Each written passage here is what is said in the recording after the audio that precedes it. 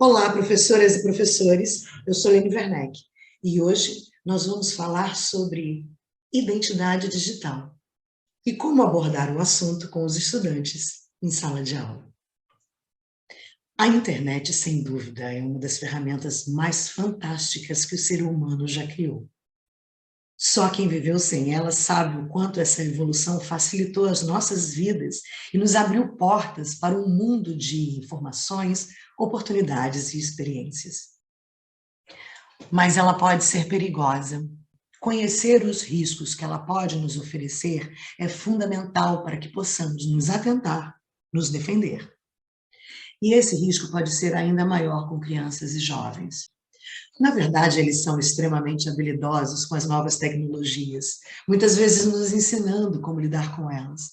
Mas eles ainda são imaturos, não conseguem digerir ou discernir informações violentas, ofensivas e, por muitas vezes, mentirosas e manipuladoras. Em um único clique, são capazes de se colocar em situações de perigo, tanto no lugar da vítima quanto no do infrator. E todos nós, na sociedade, somos responsáveis por zelar essa ética, essa moral e essa integridade legal nesse âmbito também. Está lá no Marco Civil da Internet, além da própria Constituição, da LDB e do Estatuto da Criança e do Adolescente. Portanto, conhecer o cotidiano virtual dos jovens é o primeiro passo para estabelecer um bom diálogo sobre isso. Porque, afinal, o que nós queremos é que esses jovens saibam discernir sobre essas questões com autonomia. Saber o que eles julgam ser legal e não legal, ético, não ético, moral, imoral e amoral é o nosso objetivo aqui. A partir daí, saberemos o que cada um dos jovens precisa saber para continuar lidando com as tecnologias digitais com toda a segurança.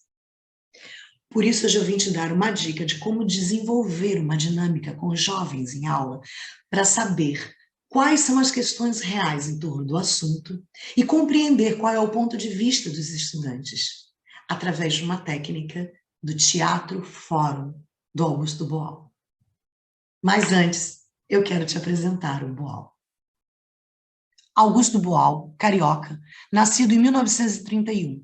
Foi diretor de teatro, dramaturgo, ensaísta brasileiro, fundador do Teatro do Oprimido, que alia o teatro à ação social.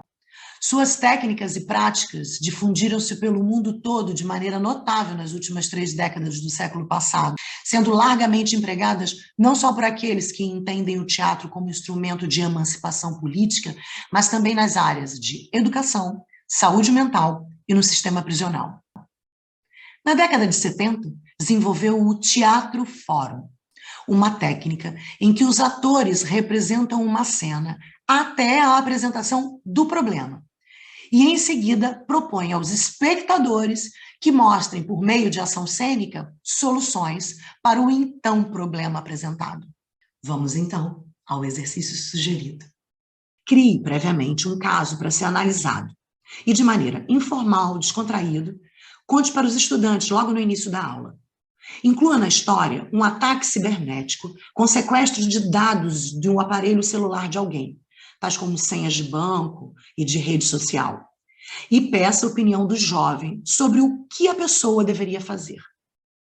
Desde que eles falem entre si, tente fazer perguntas a cada um dos termos técnicos usados no diálogo para que o assunto ganhe corpo.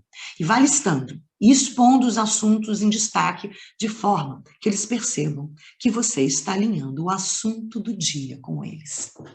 Em seguida, peça para que eles se dividam em grupos e criem uma cena de no máximo 5 minutos, onde alguém passa por alguma situação de risco cibernético. Deixe claro para os estudantes que eles precisam definir o clímax do conflito da cena, justo na hora onde entrará a interferência do público para apresentar uma solução.